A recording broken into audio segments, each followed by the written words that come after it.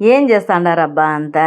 ఈ జ్యూస్ టేస్ట్ని వర్ణించాలంటే ఉప్పు కావాలా ఇరుక్కు, కారం కావాలా ఇరుక్కు, పులుపు కావాలా ఇరుక్కు, స్వీట్ కావాలా ఇరుక్కు, ఇన్ని ఇరుక్కు అంటుంది. మరి టేస్ట్ ఎట్లుంటుందో అనుకునేరు. ఈ జ్యూస్ని టేస్ట్ చేయగానే అన్ని ఫ్లేవర్స్ బ్రెయిన్ చుట్టూ భరతనాట్యం చేయాల్సిందే, అంత అద్భుతంగా ఉంటుంది.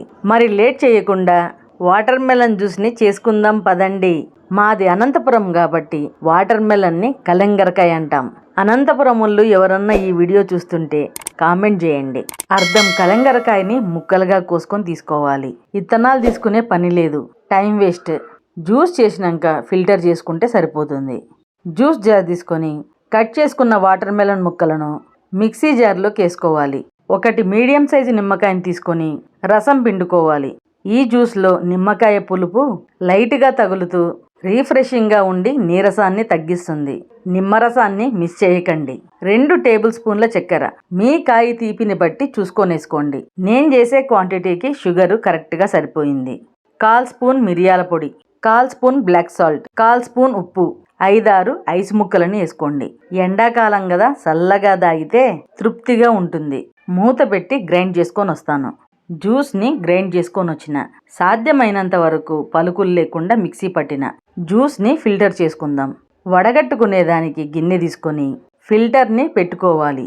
గ్రైండ్ చేసుకున్న జ్యూస్ని పోసుకోవాలి. వాటర్ మెలన్లో నీటి శాతం ఎక్కువ ఉంటుంది కాబట్టి ఫిల్టర్ చేసుకోవడానికి ఎక్కువ టైం పట్టదు. ఏదన్నా గరిటె తీసుకొని ఇత్తనాలు మాత్రమే మిగిలే వరకు జ్యూస్ని బాగా వడగట్టండి. ఇట్లా నీట్గా వడగట్టుకుంటే జ్యూస్ క్వాంటిటీ ఎక్కువగా వస్తుంది. నేను తీసుకున్న క్వాంటిటీకి 450 ml జ్యూస్ వచ్చింది. ఇద్దరికి సమ్మగా సరిపోతుంది.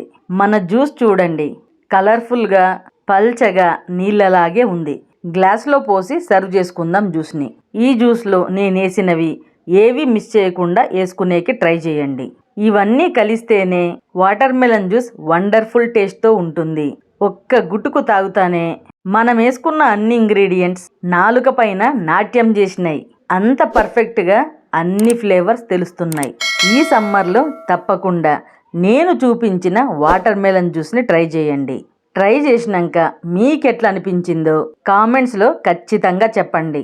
ఈ వీడియో నచ్చినట్లయితే కామెంట్, లైక్, షేర్ చేసి మరిన్ని మంచి వీడియోల కోసం మన ఛానల్ F3 ఫుడ్ ఫన్ ఫెస్టివల్ని సబ్స్క్రైబ్ చేయండి అబ్బా.